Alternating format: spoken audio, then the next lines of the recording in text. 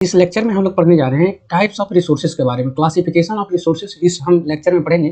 पिछले लेक्चर में हमने पढ़ा कि रिसोर्सेज होते क्या है, व्हाट इज रिसोर्सेज, और उसके डिफिनेशन को हमने इन डिटेल समझा और उसके बारीकियों को भी समझा कि किसे आखिर हम रिसोर्सेज बोलेंगे और किसे रिसोर्सेज नहीं बोल पाएंगे। उसके बाद हम लोग अभी स्टार्ट करने जा रहे हैं क्लासिफिकेशन इसके बारे में। तो एनसीईआरटी में जो क्लासिफिकेशन दिया गया है रिसोर्सेज को, उसको कुछ पैरामीटर्स के हिसाब से दिया गया है। पहला है वो है ऑन ऑरिजिन ऑफ रिसोर्सेज, जो ऑरिजिन के हिसाब से, उत्पत्ति के हिसाब से रिसोर्सेज को जो क्लासिफाइड किया गया है वो दो तरीका से किया गया है। एक तो है बायोटिक रिसोर्सेज, एक है बायोटिक रिसोर्सेज। वो रिसोर्सेज, इसमें वो रिसोर्सेज आएंगे जो लिविंग है, लिविंग थिंग्स है। लिविंग थिंग्स में कौन से चीज़ आएंगे, इसमें आ जाएगा हमारा फॉरेस्ट, है ना, फॉरेस्ट आ जाएगा, सारे वेजिटेशंस आ जाएंगे, सारे प्लांट्स आ जाएंगे, सारे एनिमल्स आ जाएंगे, सारे एनिमल्स आ जाएंगे, सारे लिविंग बींग्स आ जाएंगे। कहने का मतलब इसमें हम एनिमल्स भी देख लेंगे, लिविंग बींग्स भी देख लेंगे, इसमें हम सारे प्लांट्स को भी देख लेंगे, और सारे जो एक्वेटिक एनिमल्स हैं, एक्वेटिक एनिमल्स हैं, ये सारे इसमें आए। कहने का मतलब वो सारे रिसोर्सेस जिसमें अपना उसका लिविंग, है ना, उसका प्राण हो, उसका जान हो, है ना, लाइव हो, एग्जिस्ट करता हो, उसको हम कहेंगे बायोटिक रिसोर्सेस। उसी के बाद जो सेकेंड इसी में क्लासिफिकेशन है वो है अबायोटिक रिसोर्सेस। अबायोटिक रिसोर्सेस मतलब बायोटिक रिसोर्सेस का ही रेसिप्रोकल होगा, वो होगा अबायोटिक रिसोर्सेस। मतलब इसमें लाइफ क्या होगा, नहीं होगा, लाइफ एग्जिस्ट नहीं करेगा। मतलब ये वो चीज़ें होंगे जिसमें लाइफ एग्जिस्ट नहीं करता। जैसे मिनरल्स, मिनरल्स में क्या कोई लाइफ एग्जिस्ट करेगा, नहीं। जैसे कोल, कोल में कोई करेगा, नहीं। जैसे स्टील, है ना। उसके बाद जितने भी आप एग्जांपल जो सोच सकते हैं जिसमें कि लाइफ एग्जिस्ट नहीं करता है, वो सारे एग्जांपल्स होंगे अबायोटिक रिसोर्सेज के, है ना। इसके बाद अगर हम सेकंड कैटेगराइजेशन इसका हम देखें, सेकंड क्लासिफिकेशन देखें, तो इसका हम क्लासिफाइड करते हैं on the basis of exhaustibility, है ना। एग्जॉस्टिबिलिटी के हिसाब से अगर हम क्लासिफाइड करें रिसोर्सेज को, तो इसको भी हम दो तरह से करते हैं। पहला जो इसमें आता है वो आता है renewable resources, renewable resources. Renewable resources किसको बोलेंगे, वो रिसोर्सेज जो आने वाले समय में खुद को रिप्लेनिश कर लेते हैं। कहने का मतलब वो रिसोर्सेज जो खुद को रिप्रोड्यूस कर ले, है ना, जो खुद को रिप्रोड्यूस कर ले, या फिर इसी को अलग तरह में बोलते हैं रिप्लेनिश्ड हो जाए, है ना। जैसे रिप्लेनिश्ड हो जाए तो उसको हम क्या बोलेंगे, खुद को रिक्रिएट कर ले, उसको हम कहेंगे रीन्यूएबल रिसोर्सेज, है ना, दोबारा से बन जाना। जैसे इसके एग्जांपल्स के तौर पे देखें तो वाटर, वाटर हमारा होगा, जैसे एयर हमारा होगा, जैसे सनलाइट हमारा होगा, जैसे हम देखेंगे फॉरेस्ट हो जाएगा, जो प्लांट्स है वो दोबारा बन जाते हैं, है ना। तो ये सारे एग्जांपल्स हैं किसके, रीन्यूएबल रिसोर्सेज। अब एग्जॉस्टिबिलिटी के हिसाब से जो दूसरा इसका क्लासिफिकेशन है वो है नॉन रीन्यूएबल रिसोर्सेज का।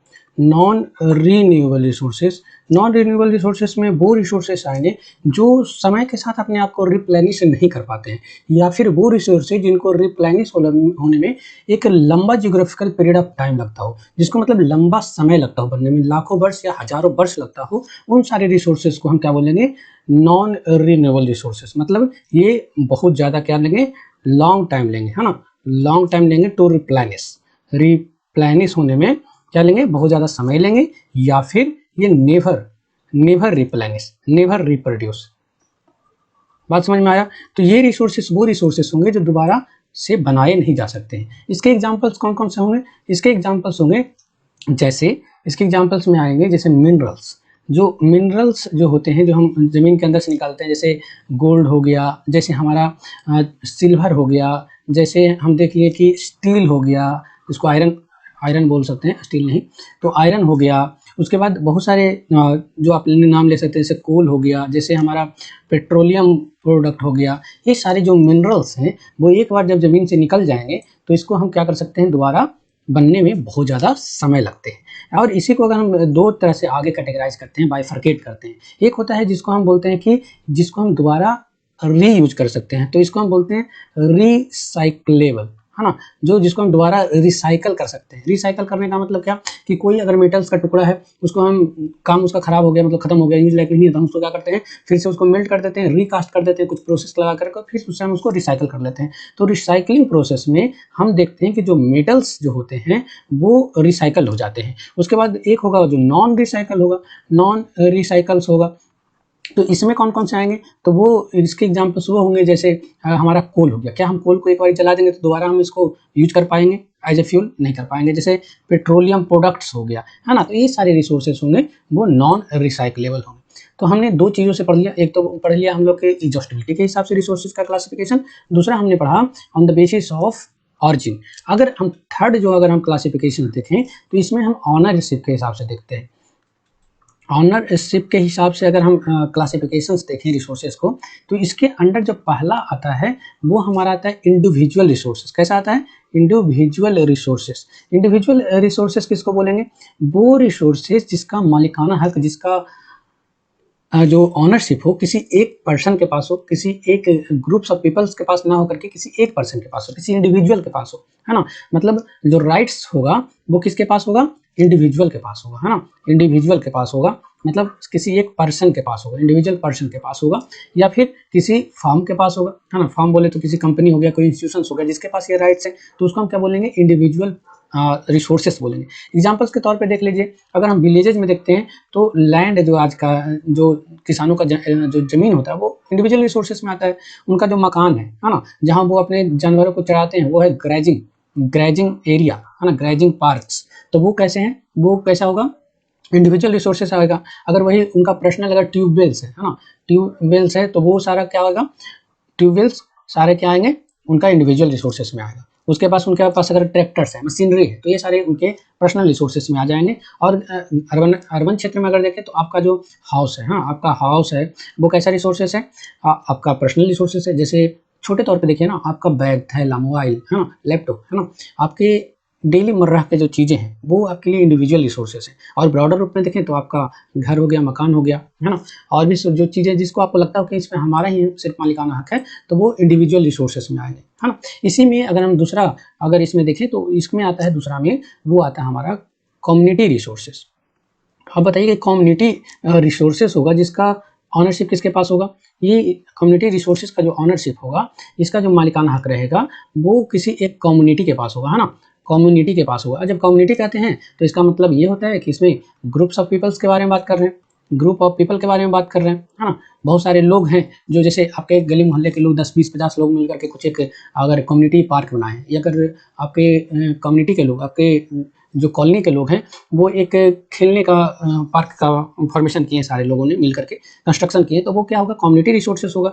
इसके एग्जांपल्स के तौर पे देखें तो गाँवों में देखेंगे तो वो जो प्राइवेट प्रॉपर्टी होता है, जो गाँव में देखेंगे जो पब्लिक प्रॉपर्टी होता है, पब्लिक प्रॉपर्टी, है ना। जैसे पब्लिक प्रॉपर्टी में जैसे हम देखते हैं कि कम्युनिटी सेंटर बनाया जाता है ना, कम्युनिटी सेंटर बनाया जाता है ना, जहाँ लोग जाके रुकते हैं, बैठते हैं, सोते हैं, आराम करते हैं। उसके बाद जैसे ही हम देखते हैं यहाँ से, और क्या हो सकता है? तो ग्रेजिंग लैंड हो सकता है। ये ग्रेजिंग लैंड सभी लोगों का चारागाह हो, है ना, किसी एक आदमी का ना हो, सारे लोगों का हो। उसके बाद अगर देखते हैं जहाँ पे लोगों को जलाने का जो होता है, जिसको हम शमशान बोलते हैं, जहाँ पे बरियल लैंड बोलते हैं ना, जहाँ बरी किया जाता है, जहाँ कब्रगाह जिसको हम बोलते हैं, वो सारे क्या होंगे? पोस्चर लैंड, ग्रेजिंग लैंड, जो कब्रगाह हैं, है ना, वो बेरियल लैंड है, वो सारे किस रिसोर्सेस में आएंगे? ये सारे रिसोर्सेस में आएंगे, वो है कम्युनिटी रिसोर्सेस में। अगर यही हम शहरों की बात करें, दोनों को हम कैटेगराइज करते हुए समझा रहे हैं दोनों को, कि गाँव में क्या सिचुएशन होगा और शहरों में क्या सिचुएशन होगा। अगर शहरों में देखें तो हम पार्क्स देखते हैं, है ना, पार्क्स होता है वो कैसा होता है? कैसा है? वो किसी एक का मालिकाना हक है? नहीं, सारे लोगों के हैं। तो पार्क्स हो गया, प्ले ग्राउंड्स हो गया, प्ले ग्राउंड्स हो गए। उसके बाद अगर हम और भी जो आपके ध्यान में आता हो वो सारे इसमें ही आएंगे, हाँ, जहाँ बरियल ग्राउंड हो वगैरह वगैरह, सारी चीज़ें जिसके एक किसी एक का मालिकाना हक ना हो, सारी कम्युनिटी का, जिसका म्यूनिसिपल पार्टी या फिर जो गांव में है तो उनके गांव के लोगों का जिस पे अधिकार हो, उसको हम बोलते हैं कम्युनिटी रिसोर्सेज के बारे में। उसके बाद इसमें तीसरा जो आता है कैटेगराइजेशन में, वो आता है नेशनल रिसोर्सेज। नेशनल रिसोर्सेज जो होते हैं ये एक्चुअली में एक ब्रॉडर टर्म है। नेशनल रिसोर्सेज मतलब इसका ऑनरशिप के हिसाब से किया तो इसका जो ऑनरशिप किसके पास होगा? तो नेशन के पास होगा, किसी राष्ट्र के पास होगा, किसी कंट्री के पास होगा, हाँ। अगर ये कंट्री के पास इसका मालिकाना है, ऑनरशिप है, तो उस हिसाब से अगर हम देखें तो इसमें कौन कौन से आ जाएंगे एग्जाम्पल्स? तो इसमें आ जाएंगे जो हमारा रोड है ना, जो NH हाईवे है, नेशनल हाईवे हो गया। और उसके बाद अगर हम देखें एयरपोर्ट्स हो गया, है ना, एयरपोर्ट्स हो गया। उसके बाद अगर हम देखें तो पोर्ट्स हो गया। और इसमें देखें कि हमारा रेलवेज हो गया। मतलब क्या है कि अगर किसी एक कंट्री के अंदर जितने भी रिसोर्सेज पाए जाएंगे, जैसे इंडिया है तो इंडिया के अंदर जितने भी एक्चुअली में रिसोर्सेज पाए जाएंगे वो नेशनल रिसोर्सेज के अंदर में आते हैं। वो रोड हो, सड़क हो, मकान हो, कोई बिल्डिंग्स हो, हॉस्पिटल्स हो, वो सारे के सारे जो रिसोर्सेज होंगे वो नेशनल रिसोर्सेज कहलाएंगे। बात समझ में आ रहा है आपको? अगर इसके एग्जाम्पल्स लिखने का है तो आपको इस तरह से लिखना है। उसके बाद इसके बाद का जो रिसोर्सेज आता है, अब इसी में एक पॉइंट और है पढ़ने को कि हम कितने दूरी कोस्टल लाइन्स की अगर बात करें तो इंडिया का कोस्टल लाइन बहुत बड़ा है ना। तो अगर कोस्टल लाइन की बात करें तो हम देखते हैं कि इंडिया के कोस्टल लाइन से जो हमारा 12 नॉटिकल माइल्स क्या होता है? नॉटिकल माइल्स होता है समुद्री दूरी को नापने के लिए हम नॉटिकल माइल्स का प्रयोग करते हैं। तो किसी भी कोस्टल लाइन से जो हमारा समुद्र में 12 नॉटिकल माइल का जो एरिया होता है वो कंट्री का स्पेसिफिक इकोनॉमिक जोन होता है ना, जिसको हम बोलते हैं एक्सक्लूसिव इकोनॉमिक जोन। क्या बोलते हैं? एक्सक्लूसिव इकोनॉमिक जोन बोलते हैं। कितना होता है? 12 नॉटिकल माइल्स, और इसको किलोमीटर में बोले तो 22.4 किलोमीटर है ना, इतने किलोमीटर्स में आते हैं ये सारे।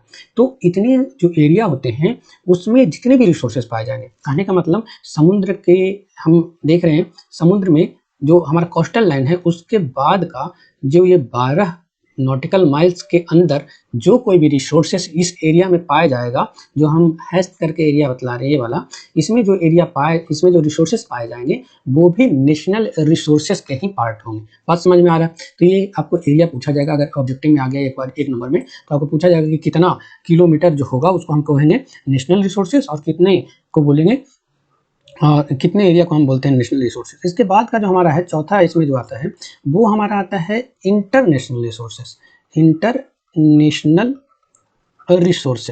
इंटरनेशनल रिसोर्सेज में आते हैं वो रिसोर्सेज जिसका ऑनरशिप किसी एक के पास नहीं हो, मतलब इसका ऑनरशिप होगा ना वो किसी एक कंट्री के पास नहीं होगा। तो इसका मतलब किसका कौन मालिक होगा? इसका मतलब नो वन है ना, कोई भी इसका ऑनर नहीं होगा। मतलब अगर कोई भी नहीं होगा तो उसको रेगुलेट कौन करेगा? तो इसको रेगुलेट करने के लिए, इसको चलाने के लिए, इस पे कानून और नियम बनाने के लिए कि कहाँ पे कौन सा है जो मिनरल्स कौन एक्सट्रैक्ट करेगा, कौन कंट्री के अंडर में आएगा, किसके कंट्रोल में आएगा, तो यूनाइटेड नेशन ने एक बॉडी का गठन किया है जिसको जो डिसाइड करती है कि ये रिसोर्सेस कौन यूज करेंगे और कितने मात्रा में करेंगे। और ये एक्सक्लूसिव जोन का ये इंटरनेशनल रिसोर्सेस हैं वो कहाँ किसको बोलेंगे? तो जो एक्सक्लूसिव इकोनॉमिक जोन है उसके बियॉन्ड, उसके जो बाहर होगा ना, उसके बियॉन्ड जो रिसोर्सेज पाए जाएंगे, उसके बियॉन्ड जो एरिया आएगा और वहाँ जो रिसोर्सेज पाए जाएंगे उसको हम बोलते हैं इंटरनेशनल रिसोर्सेज। जैसे हम अगर इंडिया की मैप बनाएं कोस्टल रीजन का तो हम ऐसे देख रहे हैं, तो यहाँ से हम देखते हैं कि यहाँ से हमारा 12 नॉटिकल माइल तो समझ में आ रहा है कि हमारा एक्सक्लूसिव इकोनॉमिक जोन होगा, है ना। मतलब इस एरिया के अंदर जितने भी रिसोर्सेस आएंगे वो कंट्री का ही रिसोर्स माना जाएगा, नेशनल रिसोर्स माना जाएगा। लेकिन इसके बियॉन्ड मतलब क्या? इसके बाहर जितने भी ओशियंस का कोई भी पार्ट, ओशियन में है ना, जो भी रिसोर्सेस पाए जाएंगे उसका मालिकाना हक किसी एक कंट्री के पास नहीं होगा। वो सारे कंट्रीज हैं वो मिलके डिसाइड करते हैं। यूनाइटेड नेशन में ये डिसीजन होता है कि यहाँ का रिसोर्सेस को कौन यूज करेगा, कौन यहाँ से रिसोर्सेस को निकालेगा। तो ये हम यहाँ पे समझ पाए, है ना। इसके बियॉन्ड कितने एक्सक्लूसिव इकोनॉमिक जोन के बाहर के एरिया को हम बोलते हैं। अब इसमें आपके एनसीईआरटी में एक फैक्ट दिया हुआ है कि सबसे पहले है जो इंडियन ओशियन में, यहाँ पे आप जानते हैं कि नीचे जाकर के इंडियन ओशियन है ना, इंडियन ओशियन है। तो इंडियन ओशियन में इंडिया जो पहला कंट्री है जिसको 1987 में यहाँ से मैग्नीज के नोड्यूल्स निकालने का ऑर्डर मिला था, यहाँ पे परमिशन मिला था। मतलब इंडियन ओशियन में खुदाई करने वाला, माइनिंग करने वाला, यहाँ से कोई रिसोर्सेस निकालने वाला इंडिया पहला कंट्री था। बात समझ में आया? और ये राइट कौन देगा इंडिया को? तो ये यूएन का जो बॉडी है जो कि ये डिसाइड करती है कि यहाँ पे कौन माइनिंग करेगा, कौन माइनिंग नहीं करेगा। बात समझ में आ रहा है? इसके बाद का जो हम क्लासिफिकेशन ऑफ रिसोर्सेज में पढ़े तो हम पढ़ते हैं, हमने पढ़ा on the basis of origin, on the basis of exhaustibility, हमने पढ़ा on the basis of ownership, और हमको अब पढ़ना है कि on the basis of development, है ना। डेवलपमेंट के हिसाब से जो हम रिसोर्सेज को क्लासिफाइड करते हैं उसमें हमने देखा है कि इसको भी 4 तरह से कैटेगराइज करते हैं। पहला जो रिसोर्सेज होगा वो होगा पोटेंशियल रिसोर्सेज, है ना, पोटेंशियल रिसोर्सेज। इसमें वो रिसोर्सेस आएंगे जो अभी तक डेवलप नहीं हुए। मतलब क्या है कि ये नॉट डेवलप्ड, हाँ, नॉट डेवलप इट, मतलब अब तक इसका डेवलपमेंट नहीं हो पाया है, लेकिन इसमें पोटेंशियल है। हाँ, पोटेंशियल है कि ये आगे जाके डेवलप हो पाएगा और ये बहुत अच्छा क्या होगा, जो हमारे कंट्री के डेवलपमेंट में पार्टिसिपेट करेगा, हाँ, योगदान देगा। लेकिन इसका अभी तक डेवलपमेंट नहीं किया गया है। इन सारे रिसोर्सेज को हम बोलेंगे पोटेंशियल रिसोर्सेज। इसके एग्जांपल्स कौन कौन से होंगे? जैसे हमारी कंट्री में जो गुजरात का एरिया है, जो राजस्थान का एरिया है, हम जानते हैं कि राजस्थान का एरिया ड्राई रीजन है ना। कैसा रीजन है? ड्राई रीजन है। अब ड्राई रीजन में हम जानते हैं कि राजस्थान में बहुत ज़्यादा सनलाइट्स होता है ना, सनलाइट बहुत ज़्यादा रहता है, हीट ज़्यादा है। तो इससे हम क्या कर सकते हैं, इस एनर्जी को ट्रैप करके हम सोलर एनर्जी प्रोड्यूस कर सकते हैं। तो हम देख रहे हैं कि इस एनर्जी का हम अभी तक पूरे तरह से यूटिलाइज नहीं कर पाए। वहीं अगर गुजरात का एरिया देखें तो यहाँ विंड एनर्जी का काफ़ी ज़्यादा स्कोप है ना। विंड एनर्जी का काफ़ी ज़्यादा स्कोप है। अगर हम यहाँ पे विंड टर्बाइंस लगा दें तो यहाँ से हम एनर्जी प्रोड्यूस कर पा सकते हैं। तो यहाँ पे देख रहे हैं कि कुछ ऐसे रिसोर्सेस हैं जिसमें पोटेंशियल तो है डेवलप होने का, लेकिन किसी भी कारणवश वो कारण कुछ भी हो, हम उसको आज तक डेवलप नहीं कर पाए हैं। इसीलिए हम इसको बोलेंगे कि पोटेंशियल रिसोर्सेस है। इसको हम कहेंगे क्या? पोटेंशियल रिसोर्सेस है। जैसे आप में ये क्षमता है, पोटेंशियल है कि आप बोर्ड के एग्जाम में टॉप कर सकते हैं, है ना, आप बहुत अच्छा परफॉर्म कर सकते हैं, लेकिन आपने उस पोटेंशियल को अभी तक यूटिलाइज नहीं किया है ना, आपने पढ़ाई उतनी डिटेल्स में नहीं की है ना, उतना मेहनत आप नहीं कर पा रहे हैं। तो उसको क्या कहेंगे? आप में पोटेंशियल है लेकिन आप उसका यूटिलाइजेशन किसी भी कारणवश नहीं कर पा रहे हैं, तो वो हो गया पोटेंशियल रिसोर्सेस। उसके बाद आता है डेवलप रिसोर्सेज। डेवलप्ड रिसोर्सेज, वो रिसोर्सेज जो कि अब तक फुल्ली रूप से डेवलप्ड हो चुका है। क्या है? फुल्ली डेवलप्ड हो चुका है ना, डेवलप्ड हो चुका है वो रिसोर्सेज, उसको हम बोलेंगे डेवलप्ड रिसोर्सेज, जिसका हमने पूरा तरह से डेवलपमेंट कर लिया। जिसमें डेवलपमेंट में क्या प्रोसेस होता है, हमने उसका सर्वे कर लिया। पहले हम सर्वे करते हैं कि कहाँ पे कौन सा रिसोर्सेज पाया जाएगा, कितना मात्रा में पाया जाएगा, है ना। तो इसमें सर्वे किया, पता लगा कि हाँ यहाँ पे रिसोर्सेज पाया जाता है, तो हम उसके क्वांटिटी को पता करते हैं कि किस क्वांटिटी में, वो 1 टन है, 100 टन है, 1 करोड़ टन है, कितना है, मात्रा कितना है इसका, है ना। उसके बाद हम इसके क्वालिटी का पता करते हैं कि वो किस क्वालिटी का है, क्या वो हमारे लिए इकोनॉमिकली फिजिबल होगा या नहीं होगा। तो हम डेवलपमेंट के दौरान क्या करते हैं, सबसे पहले सर्वे करते हैं, फिर उसके क्वालिटी और क्वांटिटी को मेजर करते हैं और फिर हम उसको डेवलप करते हैं, है ना, तब हम उसको डेवलपमेंट करते हैं। मतलब जो रिसोर्सेज डेवलप्ड हो चुके हैं या फिर जो रिसोर्सेज डेवलप्ड रिसोर्सेज के कैटेगरी में आते हैं, उसका हमने सर्वे भी कर लिया, क्वालिटी और क्वांटिटी को हम मेजर भी कर लिए हैं, और हमें इस रिसोर्सेज का सब कुछ जानकारी है, और हम यहाँ पे रिसोर्सेज का प्रोडक्शन भी कर रहे हैं ना, कंजप्शन भी कर रहे हैं हम। मतलब कंजप्शन यहाँ पे क्या कर रहे हैं, कंजम्पशन भी हम रिसोर्सेज का कर रहे हैं। तो इन सारे रिसोर्सेज को हम क्या बोलेंगे? डेवलप्ड रिसोर्सेज बोलेंगे, है ना, जो कि फुल्ली रूप से डेवलप्ड हो चुका है। इसी में थर्ड रिसोर्सेज जो आता है वो हमारा आता है स्टॉक रिसोर्सेज। क्या रिसोर्सेज आता है? स्टॉक रिसोर्सेज आता है। स्टॉक रिसोर्सेज देखिए, अब हम दो चीज यहाँ पे पढ़ेंगे जिसको हम को रिलेट करके पढ़ेंगे, क्योंकि ये दोनों में कंफ्यूजन होता है लोगों को। रिजर्व रिसोर्सेज और हम स्टॉक रिसोर्सेज की बात करते हैं। स्टॉक रिसोर्सेज और जो रिजर्व रिसोर्सेज है, इसमें हम कोरिलेशन को समझेंगे क्योंकि इन दोनों में लोगों को कंफ्यूजन होता है। स्टॉक रिसोर्सेज वो रिसोर्सेज होते हैं जो हमारे यहाँ बहुत मात्रा में पाए जाते हैं। मतलब इसमें पोटेंशियल तो है ना, इसमें पोटेंशियल है, आगे जाकर के ये डेवलप्ड रिसोर्सेज बन सकता है, लेकिन हम due to lack of technology है ना, प्रॉपर टेक्नोलॉजी हमारे पास ना होने के कारण हम इन रिसोर्सेज को यूटिलाइज नहीं कर पाए हैं, है ना। जैसे हम एग्जांपल्स के तौर पे देखें कि हम मेरे पास थोरियम, इंडिया में थोरियम का जो डिपोजिशन है वो बहुत ज़्यादा है, पूरे वर्ल्ड भर में मैक्सिमम है। अब बताइए थोरियम का यूटिलाइज हम कहाँ पे करेंगे? तो थोरियम एक रेडियो एक्टिव सब्सटेंस है जिसको हम एज ए फ्यूल यूज कर सकते हैं। जैसे हम न्यूक्लियर पावर प्लांट में यूरेनियम प्लूटोनियम का यूज करते हैं एनर्जी जनरेशन के लिए, एटॉमिक बम बनाने के लिए, तो उसी चीज़ों के एक अल्टरनेटिव के रूप में हम थोरियम का भी यूज कर सकते हैं, जो कि इंडिया में केरल वाले रीजन में, साउथ वाले रीजन में और झारखंड वाले कुछ रीजन में ये बहुत मात्रा में पाए जाते हैं। तो ये जो थोरियम है वो पोटेंशियल तो है इसके पास, लेकिन हमारे पास टेक्नोलॉजी नहीं है, इसीलिए हमको इसको स्टॉक रिसोर्सेज कहना पड़ेगा।